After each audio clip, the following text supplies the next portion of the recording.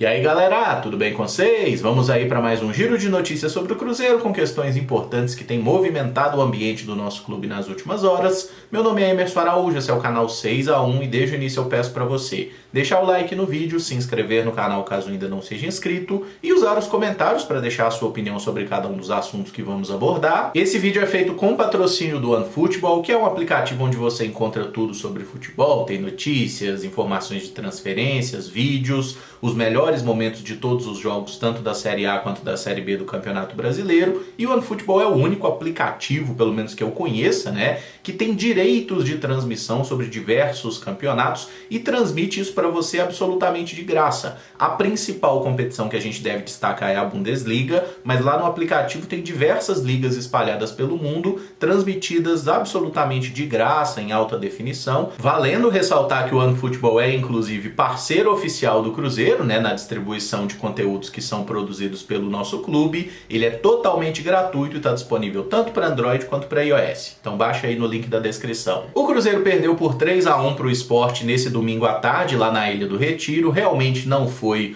uma grande atuação do nosso clube, que acabou cometendo muitas falhas individuais que custaram aí a vitória, mas não dá pra gente dizer que foi uma atuação absolutamente surpreendente ou inesperada, né? Porque o Cruzeiro nessa Série B teve alguns momentos de oscilação. A gente teve um ótimo momento no primeiro turno, uma arrancada de vitórias, depois deu uma caída ali no final do turno, né? Algumas partidas que a gente até ganhou, mas sem jogar bem. Aí depois da chegada principalmente do Bruno Rodrigues, a gente teve uma nova injeção de ânimo, subiu de rendimento, conseguiu o acesso, o título, e dessa vez com um time um pouco modificado, realmente o Cruzeiro jogou abaixo, até teve volume de jogo, mas faltou aproveitar e erramos demais na defesa. Seguimos com 72 pontos na tabela e não temos mais chance de alcançar a melhor campanha da história da Série B, que seguirá tendo o Corinthians como dono, lá na temporada 2008 com seus 85 pontos. Também perdemos uma invencibilidade de 16 jogos na competição e o recorde de melhor defesa da história da Série B tá por um fio, porque a Chapecoense tomou 21 gols em 2020. Para o Cruzeiro igualar essa marca, a gente não pode sofrer nenhum gol nas próximas 4 partidas, o que é difícil. Na próxima sexta-feira vamos enfrentar o embalado Vila Nova lá em Goiás. O técnico Paulo Pessolano estava chateado com o resultado na coletiva, mas ponderou que o time melhorou no segundo tempo após uma primeira etapa muito ruim. Ele não negou um relaxamento após os objetivos conquistados e exaltou o grupo por ter dado mais do que 100% durante a temporada. O que obviamente é uma figura de linguagem, não tem como ninguém entregar mais do que 100%, né? Mas eu concordo com o Pessolano tanto nessa questão de ficar puto com a atuação do Cruzeiro no primeiro tempo, quanto na questão de que no segundo tempo a gente deu uma melhorada, o Cruzeiro diminui o placar, teve muito perto do empate, né? A verdade é que o Cruzeiro estava criando, empurrou o Sport, a própria torcida do Sport sentiu isso em determinado momento, parecia que o gol estava muito maduro ali para o nosso empate. Mas aí uma falha individual botou tudo a perder, o Sport fez o 3x1, acabou o jogo. Sobre o Wesley Gasolina e o Rafa Silva, que saíram lesionados ainda no primeiro tempo do jogo, até esse momento não há um posicionamento oficial do Departamento Médico do Cruzeiro sobre a gravidade das lesões que eles sofreram, tá? Eles serão submetidos a exame de imagem. Parece que não é nada muito grave, mas certamente os dois serão desfalques certos, pelo menos para a próxima partida contra o Vila na sexta-feira. Inclusive estava dando uma olhada aqui nas redes sociais, tá? Fazendo algo que eu indico que ninguém mais faça, mas infelizmente eu cometi esse erro e estava vendo muitos vascaínos lá insinuando que o Cruzeiro poderia ter facilitado, né? Poderia ter de certa forma entrado com o pé mais mole para que o Sport ganhasse, para prejudicar o Vasco, né? Uma teoria de se achar no centro do universo. Teve até um cidadão aí afirmando que o Cruzeiro recebeu dinheiro para entregar o jogo para o Sport. Aí depois toma um processo, perde até as cuecas, não sabe por quê, né? Mas enfim, gente, eu não vi o time do Cruzeiro realmente descompromissado. O que eu vi do time do Cruzeiro em campo foi um time incompetente, tá? Incompetente na hora de dar ali o último passe para criar jogadas mais claras.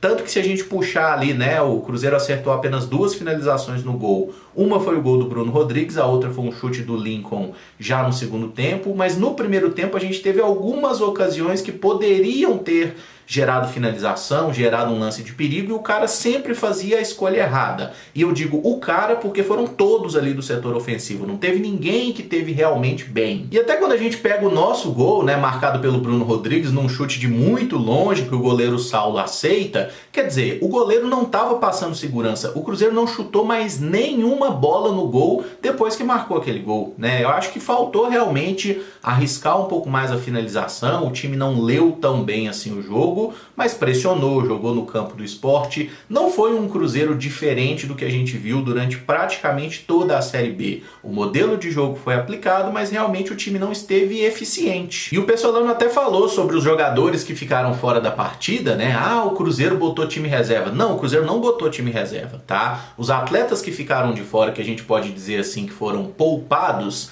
Matheus Bidu, lateral esquerdo. Alguém acha realmente que o Bidu teria feito algo muito diferente no jogo de ontem? Pega as últimas partidas do Bidu, tá sendo apagadíssimo. Inclusive o Marquinhos Cipriano e o Kaique têm sido mais efetivos que o Bidu nas últimas partidas, tá? Então assim, realmente acho que é literalmente 6 por meia dúzia Bidu, Kaique ou Cipriano neste momento. O Zé Ivaldo ficou fora do jogo, realmente é um titular, mas foi alegado que alguns atletas estavam com um desgaste maior, problema físico. Acredito que o Zé Ivaldo seja um desses jogadores, até por ser um camarada bem robusto, digamos assim. E na última rodada, o Pessolano já tinha começado o jogo com o Giovani, ele falou na coletiva: quero ver mais do Giovani como zagueiro. Por que ele quer ver mais do Giovani, gente? Para ver até que ponto o Cruzeiro deve ou não fazer um esforço na manutenção do Zé Ivaldo, ou se já tem uma reposição pronta aqui dentro do elenco, tá? Então eu acho perfeitamente natural que o Zé Ivaldo tenha ficado de fora, porque já tinha a questão física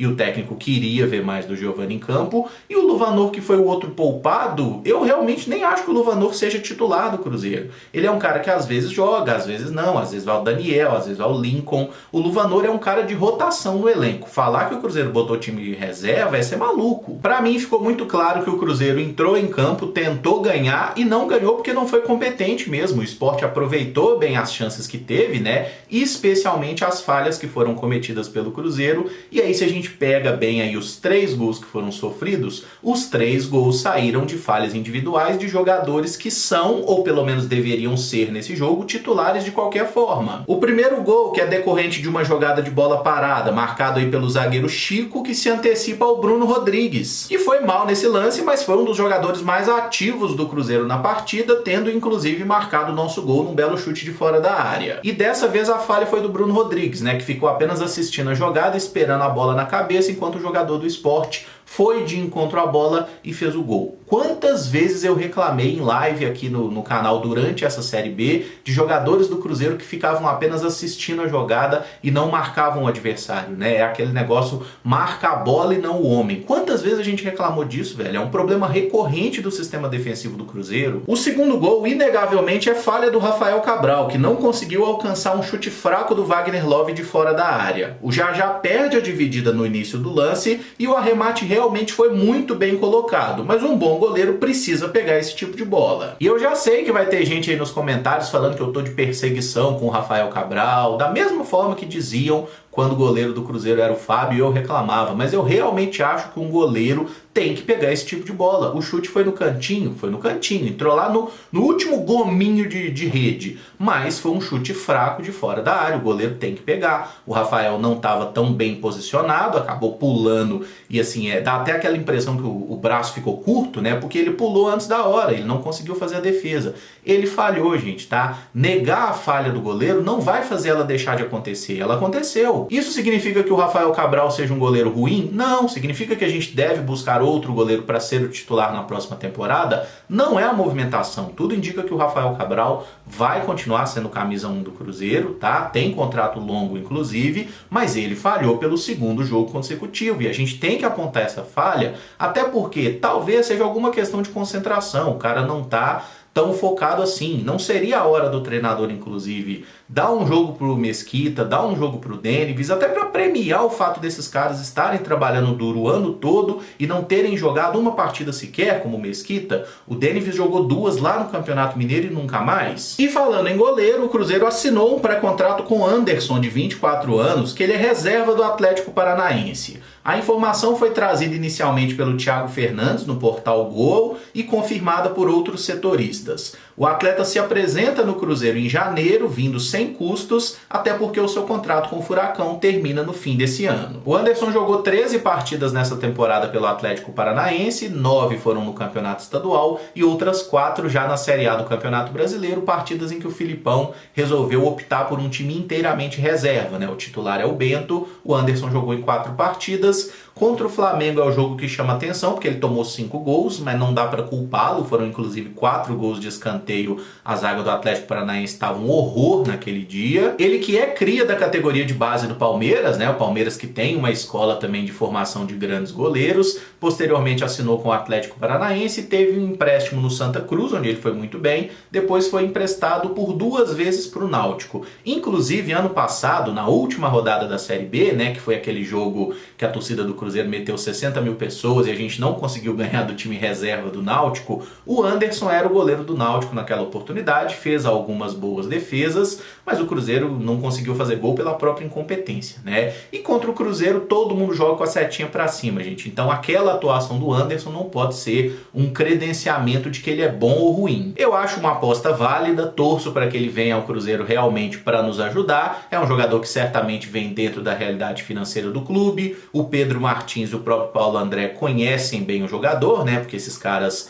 trabalharam por muito tempo no Atlético Paranaense e provavelmente tem aí um bom conhecimento dele. Eu fico um pouco curioso para saber como que vai ficar a situação na próxima temporada, porque já tem o Rafael, tem agora o Anderson, o Mesquita e o Denivis, e todos têm contrato pelo menos até o final de 2023, então não sei se um deles pode possivelmente ser emprestado para ganhar rodagem. Enfim, isso é algo que a gente verá na próxima temporada, mas é líquido e certo então que o Anderson será goleiro do Cruzeiro na próxima temporada. Não acho uma aposta ruim, tá? Não acho que seja um goleiro ruim não, mas vamos aguardar, né? Até porque não deve ser um cara a jogar muito também. O Rafael Cabral é fominha pra caralho. Mas voltando a falar do jogo com o Sport, o William Oliveira entregou a rapadura ali no terceiro gol com uma falha grave num domínio de bola que ele não costuma cometer. O atleta falou com a Rádio Itatiaia após o jogo que não sabe se ele vai continuar no Cruzeiro para a próxima temporada. O William Oliveira foi titular do Cruzeiro na maior parte do ano, ele realmente só perdeu espaço no time depois da lesão sofrida contra o Fluminense,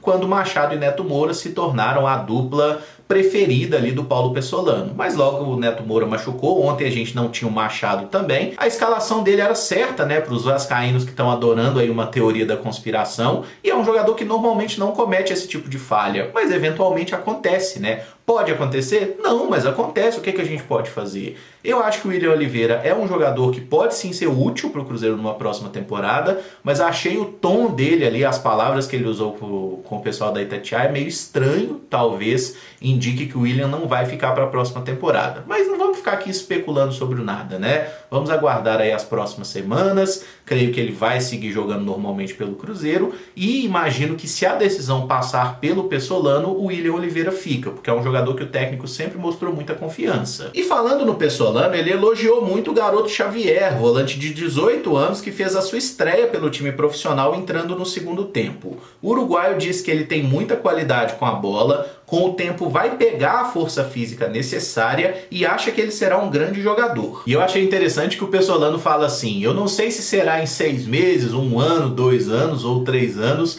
mas acredito que ele será um grande jogador. E até interessante para a gente entender que a evolução de um atleta de futebol, ela não é linear, né? Não é receita de bolo que, se o cara treinar, se o cara tiver sequência de jogos, ele vai evoluir, vai atingir determinado nível. Tem muitas variáveis nesse processo que podem acelerar ou agarrar, né? Muito jogador desponta muito bem na base e depois não consegue virar jogador. outros na base são tímidos, sobem para o profissional e têm um rendimento muito acima. No jogo de ontem particularmente, achei o Xavier bem discreto, né? Mas foram poucos minutos em campo e eu torço para que ele receba mais oportunidades nessa reta final de Série B, até para que a gente possa analisar um pouco mais sobre o jogador, né? Mas se o Pessolano rasgou elogios a ele na coletiva como fez, é porque esse garoto realmente tem treinado muito bem e tem impressionado o nosso técnico. E para fechar, o time sub-20 do Cruzeiro enfrenta o Fluminense nessa segunda-feira às 17 horas pela Copa do Brasil da categoria, com transmissão do Sport TV. Como a gente perdeu o jogo de ida por 4-2 no Rio de Janeiro, precisamos vencer por 2 gols de diferença para levar para os pênaltis. É promessa de um jogo muito legal nessa tarde, né? O Fluminense tem uma das melhores categorias de base do futebol brasileiro, revela jogador pra cacete. O John Kennedy, por exemplo, fez uma partidaça contra a gente no jogo de ida, então tem tudo para ser um belo jogo, tá? Eu realmente acredito aí na nossa categoria de base,